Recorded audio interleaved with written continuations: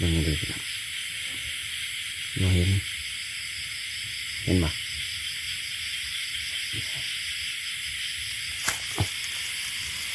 นี่ยันไปนะเขียด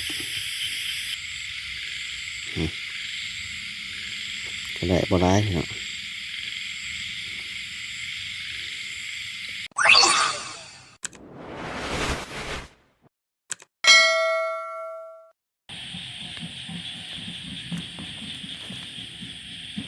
เห็นบ่เขียดตัวมันตามัน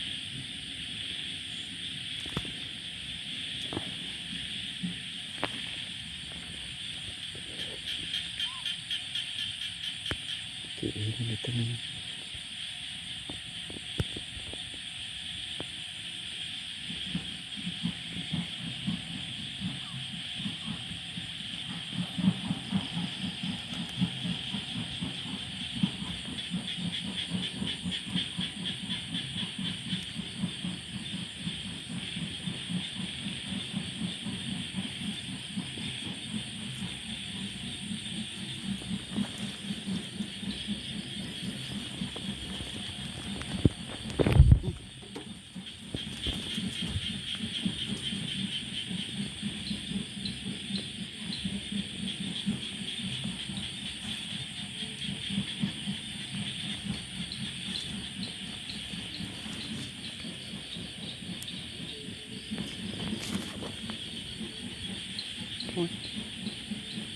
กบพี่น้องกบ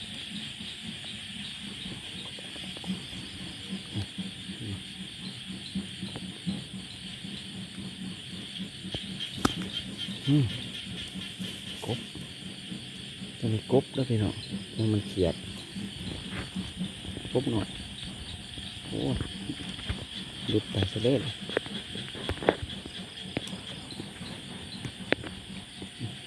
กบหน่อยพี่น้องกบกับเขียงกับต่างกัน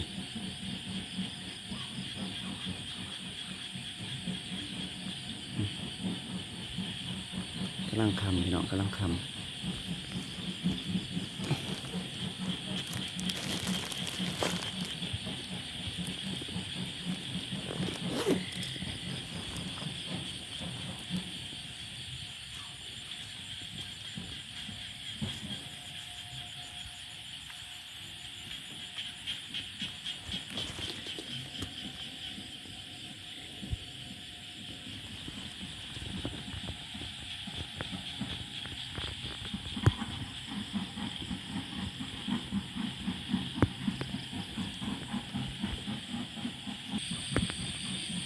มันเขียดป่ะหรือกบพี่น้องเลยคือกบกับปะนะคือเขียดกับปะนะมันหักขาเลยเนาะ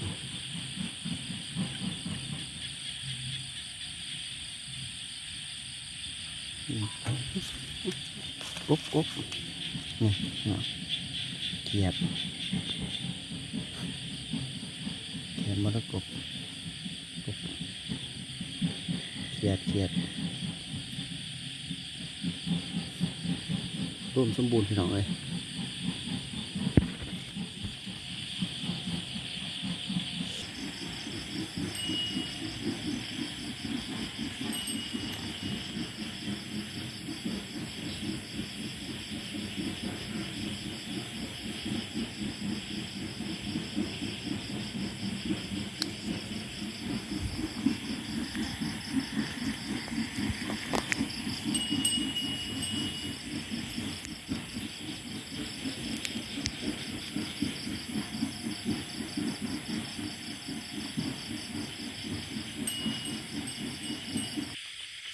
เขียดพี่น้อง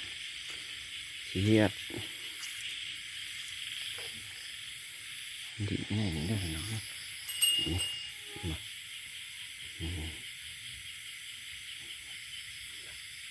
มันไม่ดีพี่น้องเราเห็นปะ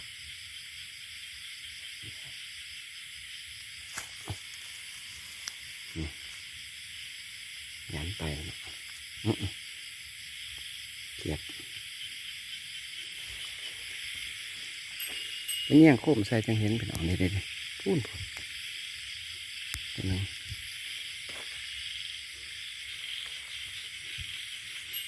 คอยไปหน่อย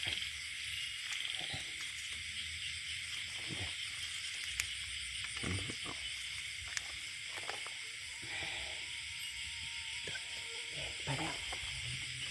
ตกใจนอกจะเบิ่งนอกจะถ่ายพี่น้องเอ้ยไปแล้วจะได้เด้ตัวบอกใหญ่สีเมื่อเลยพี่น้องเอาซ้ำพอกินมึงแกงขาแกนมัดเดี๋ยวจะให้เบิ่ง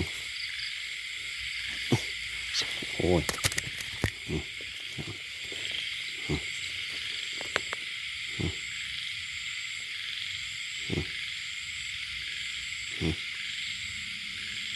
ก็ได้บ่ร้ายพี่น้องจะเขียดผู้ได้กิน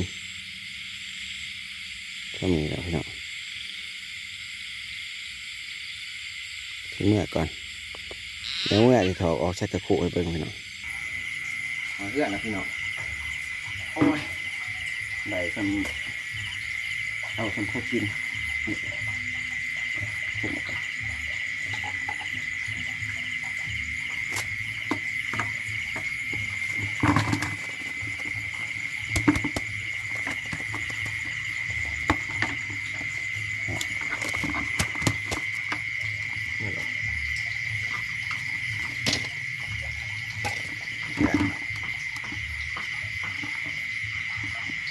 ในน้อยหนึ่งพี่น้องนี่กบน้ำนี่กบก็คือหาต่อคือว่ามันเลิกเลย